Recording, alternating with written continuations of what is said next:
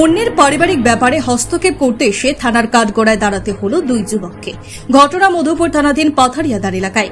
ঘটনার বিবরণে জানা যায়, গত দুদিন পূর্বে পাথারিয়াদার এলাকার রশিদ মিয়ার ছোট ছেলে অসুস্থতায় ভুগছিল। এমন সময় রশিদ মিয়ার ছোট ভাই সাজন মিয়া তার বৌদি রাবিয়া খাতুনকে জিজ্ঞেস করছিল তার ছোট ভাতিজাকে কোনো চিকিৎসা করানো হয়েছে কিনা, আর তা নিয়ে দ্বন্দ্ব বেঁধে যায় দেবর ও বৌদির মধ্যে। পরবর্তী সময়ে বড় ভাই রশিদ মিয়া এগিয়ে আসলে দুই ভাইয়ের মধ্যে তুমুল ঝগড়া হয় এবং মারপিট হয়, যার পরিপ্রেক্ষিতে বড় ভাই রশিদ মিয়া এবং বৌদি রাবিয়া খাতুন আক্রান্ত হয়। কিন্তু বাদ যায়নি সাজন মিয়া নিজেও। সন্তানকে কোথায় কম্পিউটার শেখাবেন সেটা নিয়ে ভাবছেন? তাহলে আর দেরি কেন? আজই চলে আসুন গ্লোবাল হাইটেক কম্পিউটার সেন্টারে। এই মুহূর্তে চলছে এক বিশেষ অফার। যোগাযোগ করুন স্ক্রিনে দেওয়া ফোন নম্বরে। আর এই পরিবারের ঘটনাকে কেন্দ্র করে দূর দূরান্ত থেকে দুই যুবক এসে ফেসে গেল। জানা যায়, তাদের সেই ঝামেলার মধ্যে মতিনগর এলাকার মামুন মিয়া, নয়ন মিয়া এবং রাবিয়া খাতুনের মা এসে সাজানের উপর আক্রমণ চালায়, এমনকি সাজানকে দেখে নেওয়ার হুমকি দেয়। শুধু তাই নয়, একটি দামি মোবাইল ভেঙে তছনছ করে, তার গলায় পছন্দভাবে আঘাত করে এবং শরীরের বিভিন্ন জায়গায় আঘাত করে বলে অভিযোগ। পরবর্তী সময় ওই দিন রাত্রিবেলা সাজন মিয়া মধুপুর প্রাথমিক স্বাস্থ্য কেন্দ্রে চিকিৎসাধীন অবস্থায় ছিল।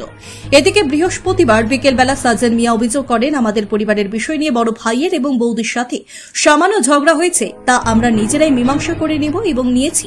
কিন্তু এই ঝগড়াকে কেন্দ্র করে মতিনগর এলাকা থেকে মামুন মিয়া, নয়ন মিয়া এবং আমার বৌদি রাবিয়া খাতুনের মা সে রাত্রিবেলা আমাদের উপর আক্রমণ চালিয়েছে, আমাকে প্রচণ্ডভাবে মারধর করেছে, যার পরিপ্রেক্ষিতে তিন অভিযুক্ত মামুন মিয়া, নয়ন মিয়া এবং বৌদি রাবিয়া খাতুনের মায়ের বিরুদ্ধে বৃহস্পতিবার বিকেলবেলা মধুপুর থানায় মামলা দায়ের করে।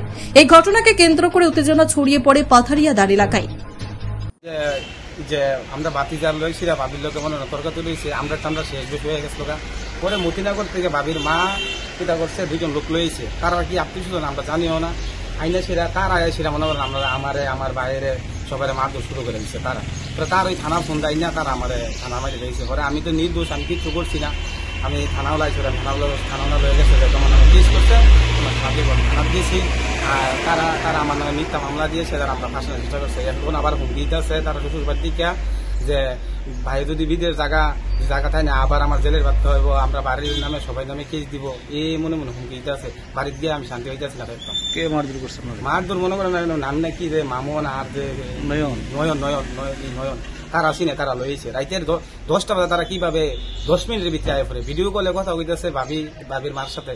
তারা উড়া আইসির ভাই বাতিজা রেখে দিয়ে রেখে লয়ে যাবো গা আজ আমাকে এনে কোনো জানি আমার বাড়িতে গার্জেন আছে, বড় আছে, তারা জিজ্ঞাসা করো। তারা যদি আমি অন্যায় করছি তাহলে আমার তারা বিচার করবো। গ্রামেও মেম্বার প্রধান আছে, তারা কাছে বিচার দিত। আমি তো এমনি কোনো অন্যায় করছি না, এতটুকুই আর কি। তারা হুমকি দিতেছে। আপনি কেস করবেন? আমি কেস করবো। তার বিরুদ্ধে তারা এমনি মামুন আর নয়নী নাহের নাম হে, আর এই যে শাশুড়ি হে আনছে, শাশুড়ির বিরুদ্ধে কেস করবেন। হে হচ্ছে মেইন নায়ক। আপনি কি খুঁজছেন বিশুদ্ধ পানীয় জল? তাহলে আজই বেছে নিতে হবে অত্যাধুনিক প্রযুক্তি ও পরীক্ষা নিরীক্ষার মাধ্যমে প্রস্তুতকারী পানীয় জল একমি। বিশুদ্ধ জলে সুস্থ জীবনের মূল চাকাঠি। Acme packaged drinking water. Bureau report, news Tripura 24।